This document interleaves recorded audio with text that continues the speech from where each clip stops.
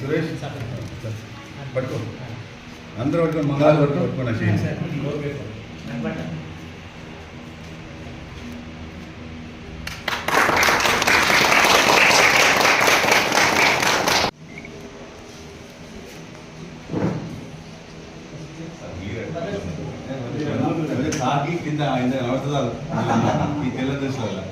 ఏంటంటే CC camera, దానికి కావాల్సింది సరి అయిన మెయింటెనెన్స్, మంచిగా దాన్ని కాపాడుకుంటూ దానికి కావాల్సిన పవర్ అంటే అది సోలార్ కావచ్చు కరెంటు కావచ్చు ఇస్తే తన పంతం చేసుకుంటూ పోతూనే ఉంటుంది నీనా లేకుండా.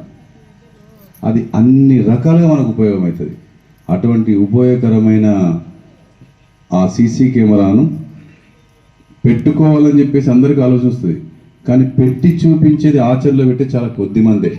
ఆ కొద్ది మందిలో ఈరోజు ఈ 3 గ్రామాలకు సంబంధించిన సర్పంచులు ఉప సర్పంచ్ వారి యొక్క పాలక మండలి ముందుకొచ్చి ఈ కార్యక్రమం చేయడం అనేది నిజంగా అభినందనీయం.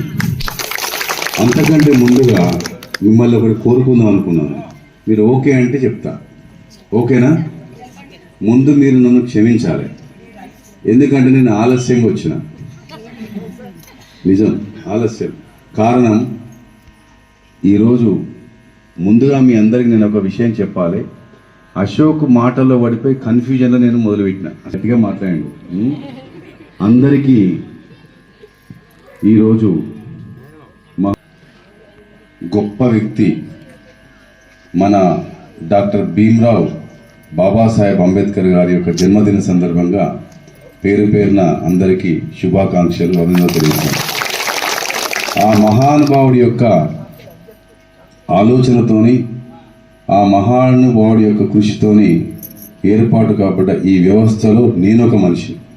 ఈరోజు ఇక్కడ కూర్చున్న ప్రతి ఒక్క సర్పంచ్, ఉప సర్పంచ్, వార్డు మెంబర్సు, ఎస్ఐ గారు, నేను ఇక్కడ ఉన్న ప్రతి ఒక్క కానిస్టేబుల్ సోదరుడు, అందరు ప్రతి ఒక్కరు, వీరందరికీ ఈ హోదాలు, ఈ పద్ధతి, పదవి, వ్యవహారం, అధికారం, బాధ్యతలు ఇవన్నీ రావడానికి కారణం ఆ మహనీయుడే.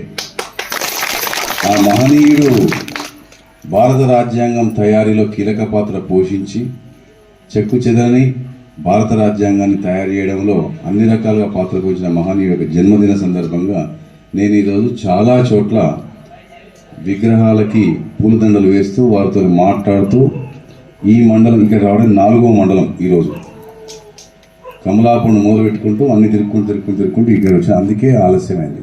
అందుకు మరొకసారి మీ అందరికి పేరు పేరున నేను నా యొక్క మీ దగ్గర క్షమాపణలు వేడుకుంటున్నా. లేట్ అయింది, ఎందుకంటే ఇంత ఊళ్ళల్లో ఇంత సమయం వరకు మిమ్మల్ని వెయిట్ చేయించడం కరెక్ట్ కాదు. తెలిసి కూడా రావాలనుకున్నాను, వచ్చిన.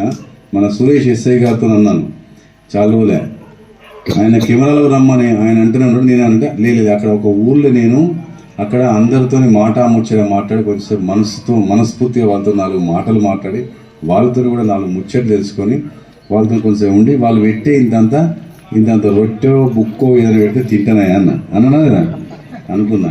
దానికి ఈరోజు ఫలితంగా ఏం తండాలి, లక్ష్మీ తండకు పోతా, వాళ్ళతో ముచ్చట్లు పెడతా. కొంచెం నాకు ముచ్చట్లు పెట్టడం ఇష్టం, ముఖ్యంగా పెద్ద మనుషులతో, అంతకంటే ఎక్కువ గ్రామీణులతో.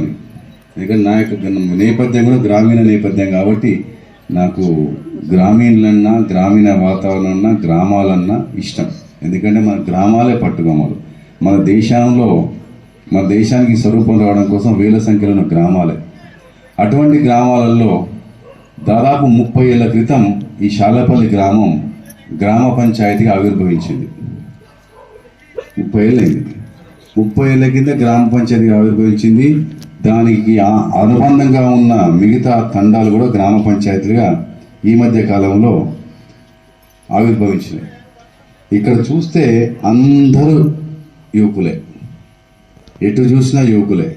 యువకులు, యువరక్తం అనేవాళ్ళు అందరూ ఈరోజు ఈ యొక్క ప్రాంతాన్ని నేను అభివృద్ధిలో తీసుకొస్తాను. ఈ యొక్క మౌనంగా రోధిస్తూ ఉండకూడదు. మహిళ ఒక ఇంట్లో మౌనంగా రోధిస్తుందంటే ఆ ఇంట్లో లక్ష్మి ఉండదు. కాబట్టి మన ఇంట్లో ఉండే మహిళను ఆనందంగా, సంతోషంగా ఉండేట్టు చూసుకోవాలి. మనం ఈ స్థాయికి రావడానికి కారణం మన పెద్దలు. మన అమ్మలు, మన నాన్నలు, మన తాతలు, మన అమ్మమ్మలు, మన నాయనమ్మలు, వారు ఇక్కడ కూడా పెద్ద ఇబ్బందికరమైన పెద్ద పెద్ద సంఘటనలు ఏం జరగలే. అందరూ కష్టజీవులు, అందరూ కష్టపడి కష్టాన్ని నమ్ముకునే వాళ్ళే. ఇప్పుడు చెప్పాడు మనోడు, ఒకప్పుడు బొంబాయికి పోయి బతకడానికి పోయిందని చెప్పేసి, ఇప్పుడు ఆ పరిస్థితి లేదు. అందరం మంచిగా ఉన్నాం ఆ దేవుని దయ వల్ల, మన కష్టం వల్ల. ఈ యొక్క గ్రామాల అభివృద్ధి కోసం ప్రయత్నం చేస్తున్న ముఖ్యమైన ప్రజాప్రతినిధుల వల్ల, మన మంత్రి గారి గురించి ఇప్పుడే చెప్పారు. ఇప్పుడు ఎమ్మెల్యే గారు ఉన్నారు, మంత్రి గారు ఒక మంత్రిగా చేశారు, మహానుభావులు పెద్ద ఆయన కడియం చేయగారు. ఎన్నో ఎన్నో రకరకాల ఇప్పుడు మనకు అనుకున్నట్టుగా ఇల్లు ఇచ్చారు. ఎంతోమందికి ఈరోజు ఇందిరమ్మ ఇల్లు ఇచ్చి గూడు కల్పించారు. సో అలాంటి మహానుభావుల వ్యక్తుల యొక్క సహాయ సహకారాల వల్ల మన శాలపల్లి గ్రామం, మన వేలేరు మండలంలో చాలా గ్రామాలు చక్కగా అయ్యాయి. ముఖ్యంగా యువ నాయకత్వం అంతా, యువరక్తం అంతా రాజకీయ చిత్రపటంలోకి వచ్చారు. మీ అందరూ చిరస్థాయిగా మీరు మీ కీర్తి నిలిచిపోయేటట్టుగా ఈ యొక్క శాలపల్లి కాదు, ఈ చుట్టుపక్కల గ్రామాల్లో ప్రజలనే జీవులు ఉన్నంత కాలం మిమ్మల్ని మర్చిపోకుండా ఉండేట్టుగా మీ యొక్క పనులతోని మీరేందో చూపించండి. ఎవరన్నా కోటీశ్వరుడు ఉన్నా కూడా, పెద్ద పెద్ద ఉద్యోగి ఉన్నా కూడా, ఆ కోటీశ్వరుడు ఉన్నంత మాత్రాన, అతనికి పెద్ద పెద్ద ఉద్యోగులు ఉన్నంత మాత్రాన అతని తదనంతరం గుర్తుండడు. అతను గుర్తుండిపోవాలంటే అతను బ్రతికున్నప్పుడు తను ఇతరుల కోసం చేసిన మంచి కార్యక్రమాలతోని మాత్రమే అతను చిరస్థాయిగా మిగిలిపోతాడు. అంతెందుకు 1891లో జన్మించిన అంబేద్కర్ గారు ఇతరుల కోసం చేసిన ప్రయత్నాలకు, కృషికి ఇప్పటికీ ఆయన గుర్తుండిపోయాడు. ప్రతి ఊర్లో విగ్రహం. జయంతి సందర్భాన ఇక్కడ మన 3 గ్రామాల్లో సీసీ కెమెరాలను పెట్టుకోవడం జరిగింది. చాలా పండగ వాతావరణం కనబడుతుంది.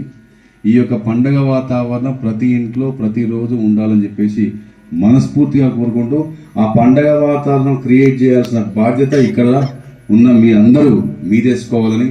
ఎందుకంటే ఈరోజు నేను పొద్దుటి నుండి తిరుగుతున్నా, కానీ నా లోపల అలసట లేదు. నేను నిజం చెప్తున్నా, పొద్దుటి నుండి తిరుగుతున్నా. ఏం మోహన్, పొద్దుటి నుండి తిరుగుతున్నా, అలసట లేదు. ఎందుకు లేదు తెలుసా? నలుగురితోని నా యొక్క అనుభవాలు పంచుకుంటున్నా, నలుగురి యొక్క ఆనందాన్ని నేను స్వీకరిస్తున్నా. దాంతో నా లోపల శక్తి వస్తుంది. నేను ఇంకా తిరుగుతా. నేను ఛాలెంజ్ చేసిన తెల్లని దాకా కూడా ఇట్లా నేను 4 దిక్కులు తిరగడానికి సిద్ధంగా ఉన్నా. అంటే ఆస్తి సంపాదించుకుంటే అంత ఆనందం రాదు. నా వరకు నా కుటుంబ సభ్యులకు సంపాదించుకుంటే ఆనందం రాదు. ఎదుటి వాళ్ళకు చేసిన సాయం వల్ల వారి కళ్ళల్లో వస్తున్న ఆనందం, వాళ్ళ కళ్ళల్లో వస్తున్న కృతజ్ఞతా భావాన్ని నేను అర్థం చేసుకుంటున్నా. ఆ కృతజ్ఞతా భావం చెప్తున్న కళ్ళ భాషను అర్థం చేసుకుంటున్నా. ఆ ఆనందంలో నేను ఇప్పుడు బతుకుతున్నా. మనస్ఫూర్తిగా కోరుకుంటూ పిల్లలందరికీ, తమ్ముళ్ళు మీ అందరు చెప్తున్నాను, మన యొక్క కుటుంబం పేరును, మన యొక్క వాడ పేరును, మన యొక్క గ్రామం పేరును, మన మండల పేరును, మన జిల్లా పేరును, ఇలా మీరు రోజు రోజుకు ఆ పేరును జాగ్రత్తగా కాపాడుతూ ఈ మండలంలో పుట్టినందుకు, ఈ గ్రామంలో పుట్టినందుకు, ఈ గ్రామం మురిసిపోయేటట్టుగా మీరు తయారాలి. మన యొక్క ప్రయత్నంతో మన గ్రామం గర్వంగా మన పేరు చెప్పి ఉప్పొంగిపోకుండా, మన గ్రామం మనతోని మన చర్యల వల్ల తల వంచుకునే పరిస్థితి తెచ్చుకోకుండా మనం చూసుకోవాలి మొదటగా.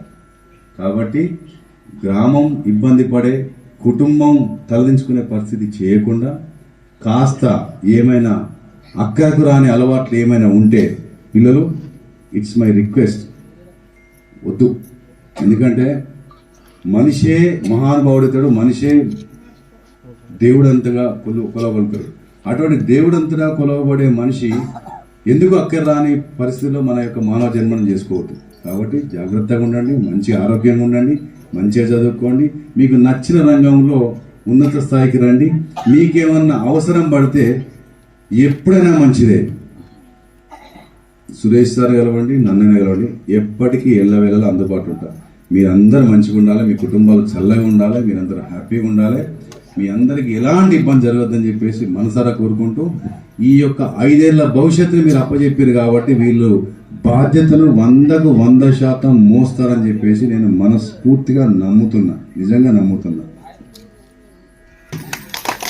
సో ఇంకొక మాట చెప్తున్నాను. సో అకస్మాత్తుగా మన పిల్లలు బయటికి పోయి, మన ఇంటి పెద్ద బయటికి పోయి తిరిగి వచ్చే క్రమంలో